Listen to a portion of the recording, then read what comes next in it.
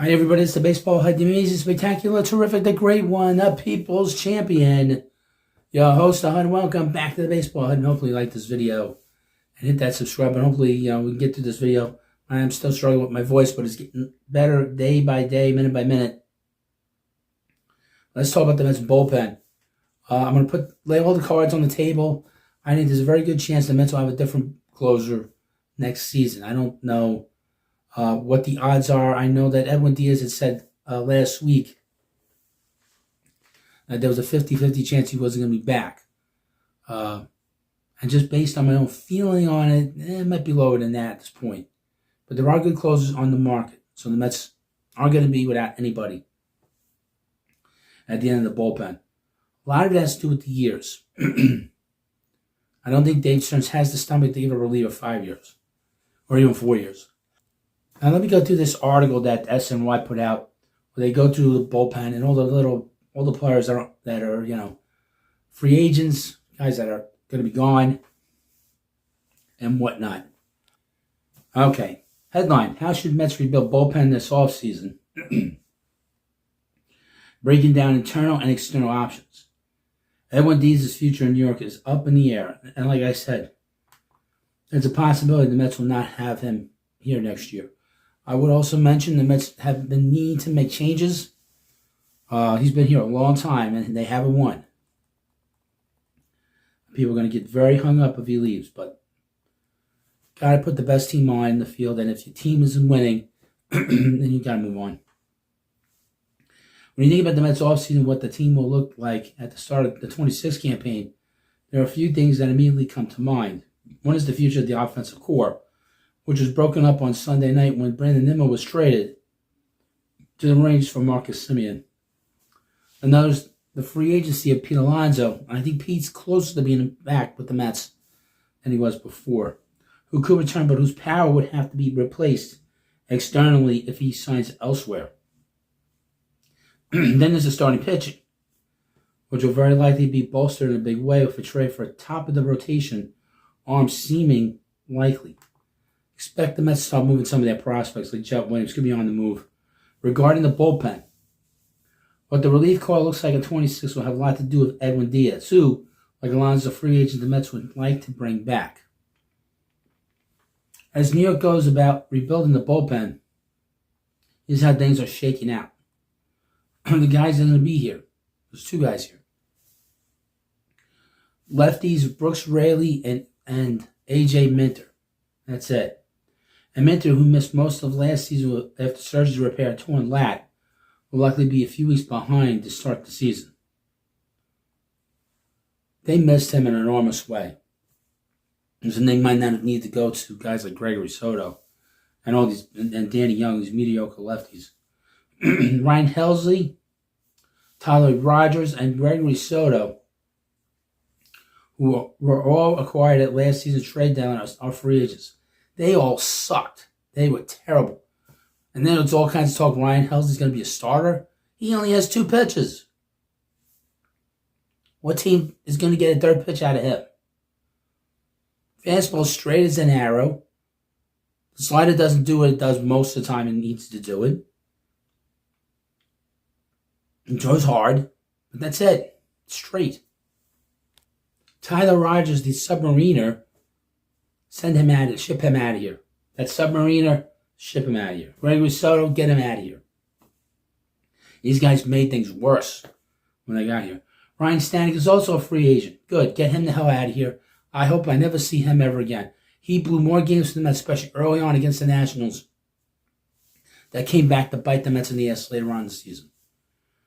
And Drew Smith, his option was declined. Good, get him out of here. I never want to see him again. Either he walks the ballpark, gets hurt, and everybody falls in love with him, and he's terrible. Meanwhile, Reed Garrett and Daniel Nunes are both expected to miss the entire season after undergoing Tommy John surgery. I'm not a fan of Reed Garrett.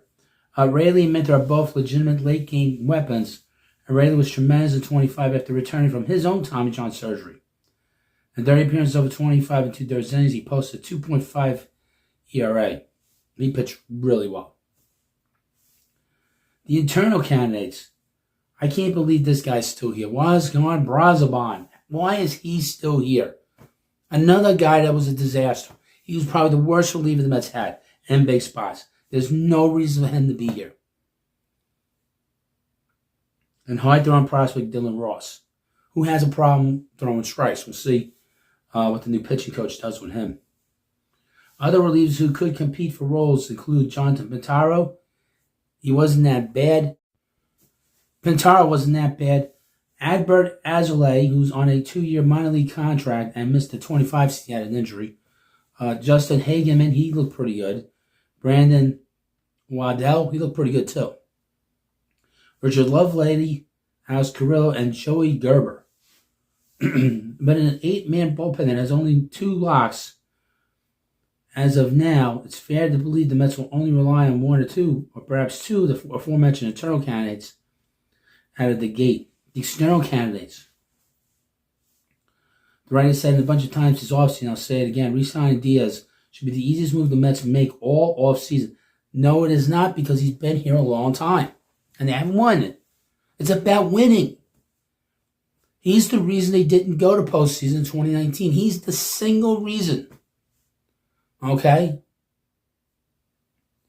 And 23, he struggled. He's had 2 great years with the Mets. I want to be honest. 22 and 25. And he's been here a long time. You can't be doing the same things over. You got to start moving on. You got to start moving on with players. Simple as that. Will Salmon of the Athletic recently reported that contract length is currently at a sticking point between the Mets and Diaz, with New York possibly hoping to keep a potential deal of 3 years, and Diaz wanting 5. They're not going to do that. Mets aren't doing that. If another team offers Diaz 5 years at $100 million or more, it can be understandable for the Mets to not match it. But not going to 4 years if necessary would be strange. I don't want to go that far, especially considering that the alternative closing options will almost certainly get multi-year deals. One of them is Devin Williams, who, like Diaz, was born in 94. Despite Williams having a relatively down campaign in 2025, his stuff remains elite. According to reports, the Mets have already expressed interest in Williams. Another option is Robert Suarez, who's entering his age 35 season and has a scintillating fastball. Like Williams, the Mets have reportedly shown interest in Suarez. There's also Pete Fairbanks, who is entering his age 32 season, has been one of the best relievers in baseball since 2020. He's on the market after his option was declined by the cost-conscious Rays. In an ideal world, the Mets would re-sign Diaz and add one of the above 3 pitchers as a setup man. I don't see Devin Williams being a setup man. I don't see Robert Suarez being a setup man. Or Pete. This is La La Land. It's one thing you trade for a guy, like they did with Helsley and make him the closer. I don't see these guys taking a contract. Oh, I'm gonna be the setup man. Bullshit. They're not doing that. It's pie in the sky, like I've been saying. But the 7-year deal that Pete Alonso's looking for. Other intriguing reliever arms on the market include Kenley Jansen, Emilio Pagan, Luke Weaver, and Kyle Finnegan. In the case of Jansen, it's possible he would want to close since he's chasing the 500 save mark. I would not have a problem with Kenley Jansen being the closer of the Mets. That's quality right there. You know that he's not going to be afraid of the moment. He still has a lot left in the tank. He still throws hard. Still gets outs. I don't know how he gets outs, but he gets outs. Mets wouldn't have to face him anymore. I have no problem with that. But there is a chance we could be having a different closer here. I think it's less than 50-50 now. Probably 40-60 at this rate. But we'll just have to watch and wait and watch. But I don't think it's going to be a drag-out situation. I think by the time we get to the winter meetings in 2 weeks or less than 2 weeks, we'll have that all figured out. Mets are going to be very aggressive. They're not going to be waiting around for Diaz to sign. They'll make a decision for him if he takes too long. That's for sure. Well, thank you for watching this video. And, of course, please check out the different products I have on the channel. Thanksgiving is a couple days away. And, of course, Christmas is right around the corner. You want to get a nice gift with the Baseball Hut logo on it. And it's a great way. It's a great gift. The products are all great that I have on there. And I want to thank you for watching. Please become a member of the channel. Send me a super thanks, and I'll see you later.